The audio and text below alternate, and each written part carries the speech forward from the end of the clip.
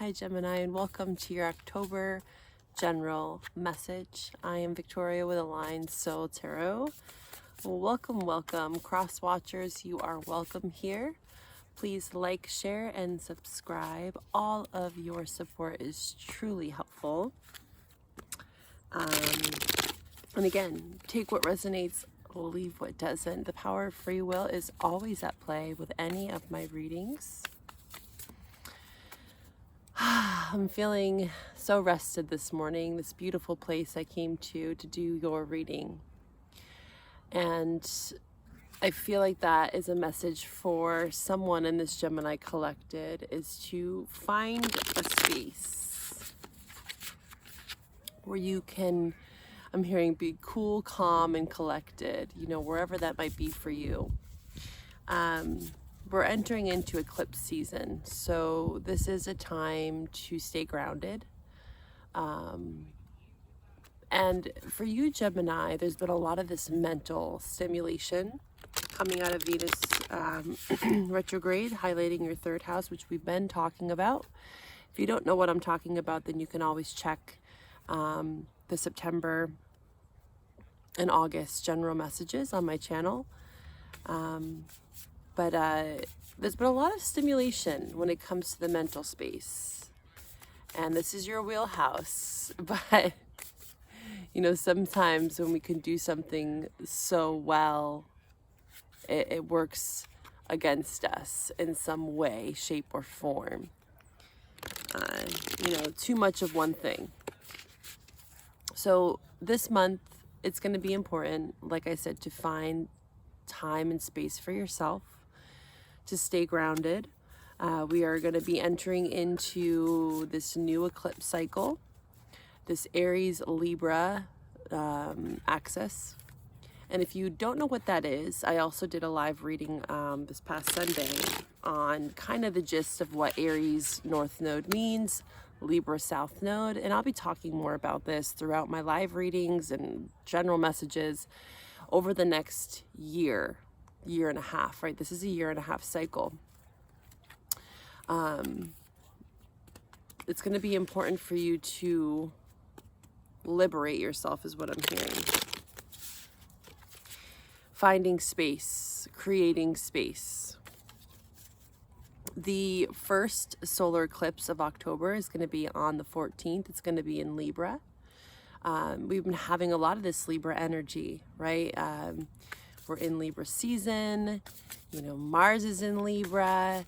It's a lot of this balancing act, and that's where I feel like this finding this space for yourself is so important, to create that balance in whatever way that looks for you.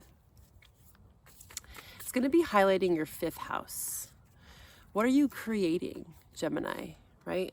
And again, creating space is what I keep hearing for you. What are you creating?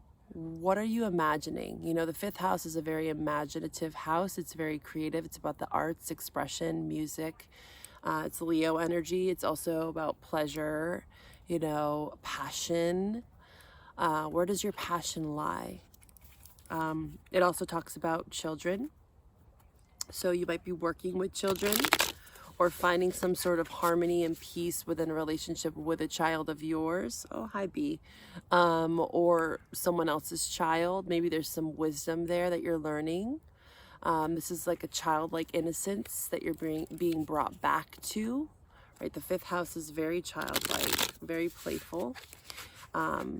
So maybe it's this eclipse, this first set of eclipses is going to be really helping you see where maybe you've become too rigid. Like having to put on your, I just heard, having to put on your big girl, big boy pants, roughing it out, maybe living in a bit of fight or flight mode, especially with a lot of that mental space that you've been occupying over the last several months. It's going to be a month to really, again, balance yourself out, get back into your heart space.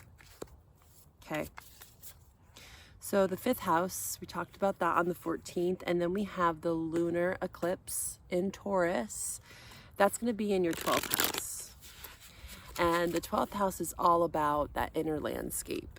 Again, I'm seeing like creating space, finding time for yourself. You might also need a bit of solitude away from people in the latter half of the month. It's decluttering, right? The 12th house is like the void, it's the abyss, it's a like Piscean energy. You might even be connecting in with a Pisces. There might be a Pisces who can help you maybe get through something this month. But yeah, that 12th house, it's a very quiet space. So again, I'm just sensing that you're really needing to like dim the lights, create some sort of aesthetic is what I'm hearing, you know, like creating a space. Yeah, it's really simply put. This could be talking about like a living situation, distancing yourself a bit from something that's maybe causing you conflict or tension. This is a very Venusian month. October, we have this Libra Taurus energy, which is both ruled by Venus. So it's asking us to indulge in, you know, our five senses, indulge in art and beauty, which is the 5th house, right? Very beautiful energy for you. So I feel like some sort of artistic expression is going to help you through this month to step into your heart, right? And the 5th house is Leo energy, which is ruled by the heart. So there's a lot of this heart medicine. But you have to create the space to receive it, is what I'm hearing. Oh, these beautiful blue jays. Oh, beautiful. I love being out in nature. I'm enjoying these last sunny days here. We're about to enter into like a full week of rain. So I'm like, I gotta get outside. I gotta enjoy this sun. Soak it up. We are still amidst 6 retrograde planets. And I'm planning to do some readings on the different retrograde planets and, you know, talking about the energies around them. I have talked about Saturn retrograde. You can look back on my channel if you want to kind of uncover what that is. I do feel like that's very prevalent at this time. A lot of outdated belief systems, structure, belief, discipline, order, the way we handle conflict, right? Saturn is like the father of the zodiac. It's a very prevalent energy, especially in our 30s, right after our first Saturn return, which is usually around 29. So you might be experiencing that. But yes, Saturn is retrograde still till November 4th. And we have a lot of these retrograde planets that are going to be consistently being retrograde until December, January. So just keep that in mind when you are making decisions, when you're thinking things through. Just move, you know, move with the tide, right? Move with the waves. Don't be trying to fight upstream. All right, Gemini, let's pull an animal oracle. Let's get started. Let's get started on your October general message. What's the animal oracle medicine for the Gemini collective? Sun, moon, rising, and or Venus signs. Overcoming obstacles. The goat and the willow. I've never got this card. The goat and the willow. Looks like you're overcoming some sort of obstacle. Yeah, and that's why your environment, you know, like I'm hearing sanctuary, it's going to be really important because it does seem like you are dealing with something that's perceived as an obstacle, but I feel like it's just a doorway into something that's actually quite beautiful. It might seem really dense and challenging this month, but just know that once you walk through that door to the other side, there's something really beautiful awaiting you. So overcoming obstacles. All right, let's pull another oracle message here for you. Let's see. We're going to dive more into, of course, what this obstacle might be for you. Gemini. What does Gemini need to know for the month of October? What does Gemini need to see at this time? What is the message for Gemini? Change. Okay. Well, that's eclipse season wrapped up in one word. You know, things are being eclipsed in or out of our lives, or both, right? Simultaneously. I understand that nothing can grow or evolve without movement. Okay, so you are moving through these obstacles. Beautiful. Health. Okay. You might also have Taurus in your chart. Taurus is dealing with 6th house influence during October, which talks a lot about the health, the body, mind, body, spirit. I will honor the physical vessel that enshrines my soul. So maybe you are dealing with some sort of obstacles around your health, and that's why I feel like creating some space, time for yourself is going to be very important. And letting go of like this worry, this fear. Yeah, this is that mental space that you have been in. I am learning that worry doesn't change an outcome. So maybe you are feeling like you're worrying about some sort of obstacle, maybe in regards to your health, or maybe someone that's around you is going through something. And it's asking you, the cards are asking you to try to not get stuck in that mental space of worry and doubt and fear. It's only going to limit you. Okay, so Gemini, let's dive a bit deeper into this. Let's see what the tarot has for you for Gemini for the month of October. What is it that Gemini needs to know? What is it that Gemini needs to see? What is it that Gemini needs to know? What is it that Gemini needs to see? Oh, we have some people behind us here entering into the video. What is it that Gemini needs to know? What is it that Gemini needs to see?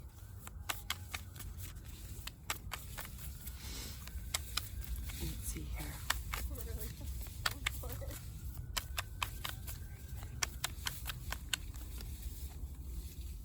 Sorry, Gemini, I had to pause that for a second and let people pass by. I am at a public park, so there's people around.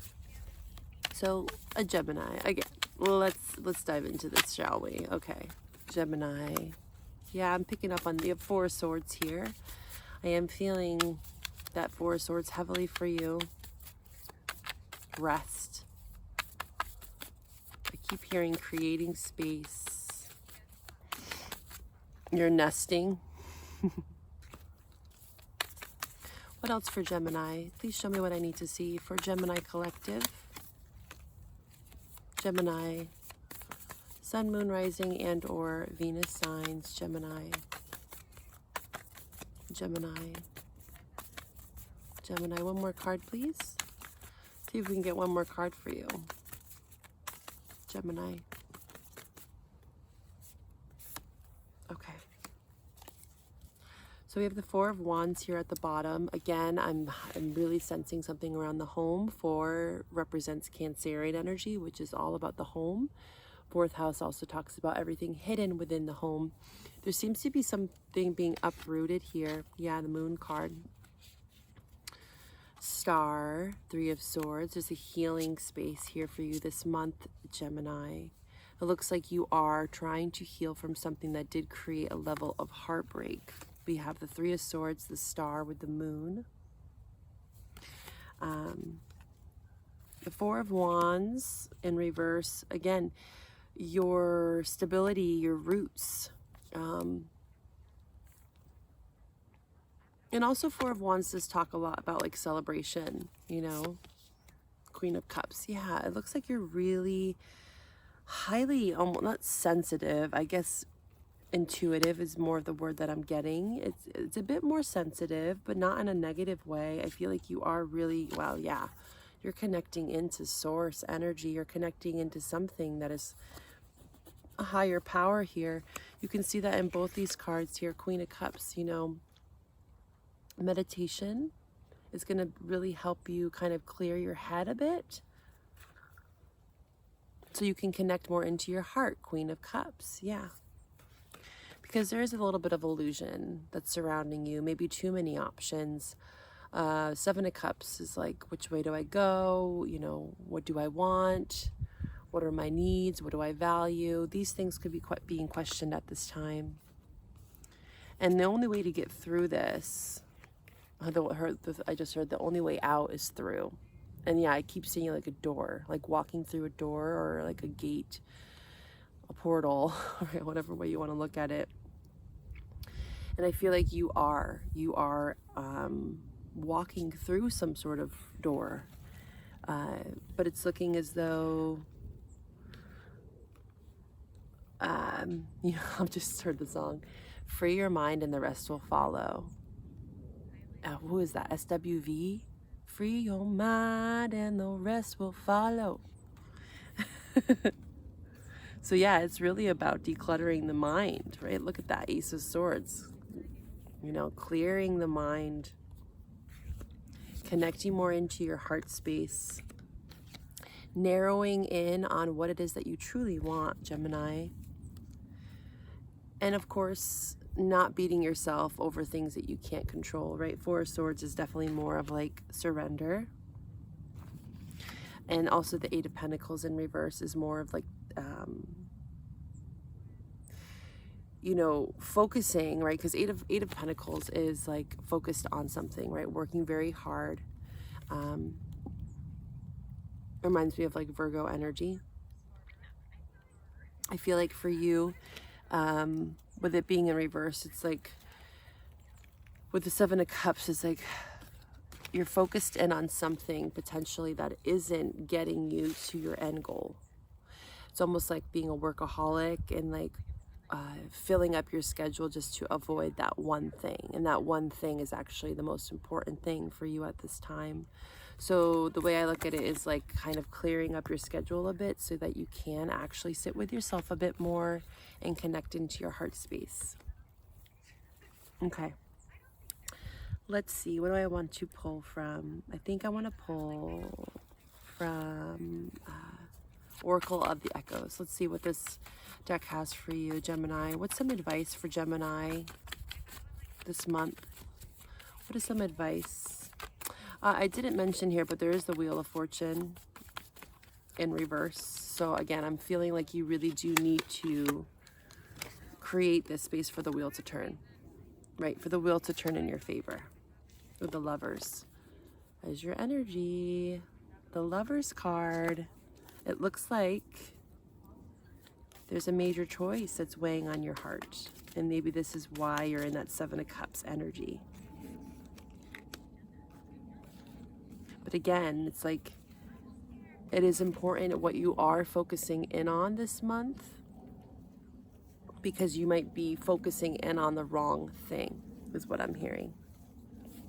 Okay, let's pull another card for you. Oh, there it is. Let's see. Listen, decisions. You have a major choice to make. A major choice. And again, this decision is not going to necessarily be easy, but it's all about your intuition. It's all about listening. Being more receptive. Not so much in this Eight of Pentacles of like action and taking action and doing.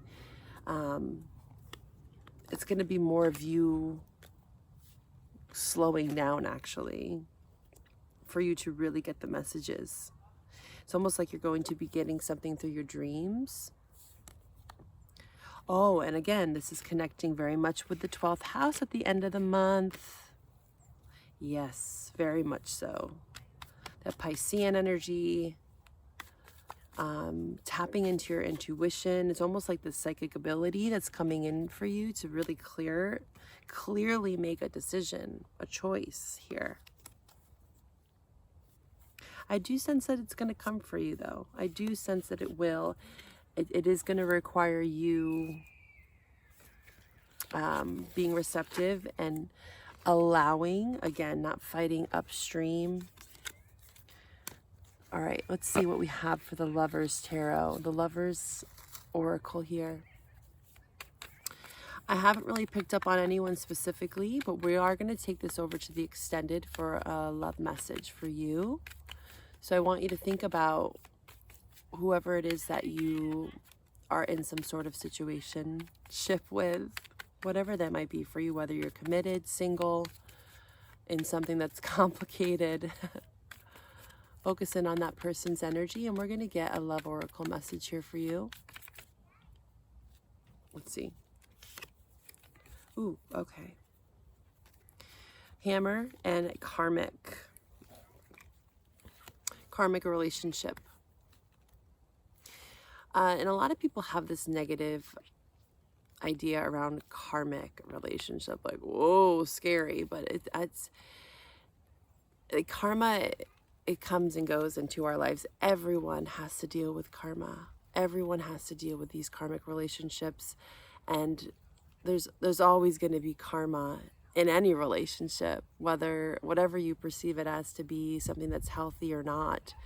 There's always a level of karma in our lives, so don't be scared by that. There's just a lot of lessons that you're learning through this relationship, and that goes for any relationship, right? Like, what relationship are we not learning from, right? The one thing with a karmic relationship is that there is some core lesson that is needing to be learned, right?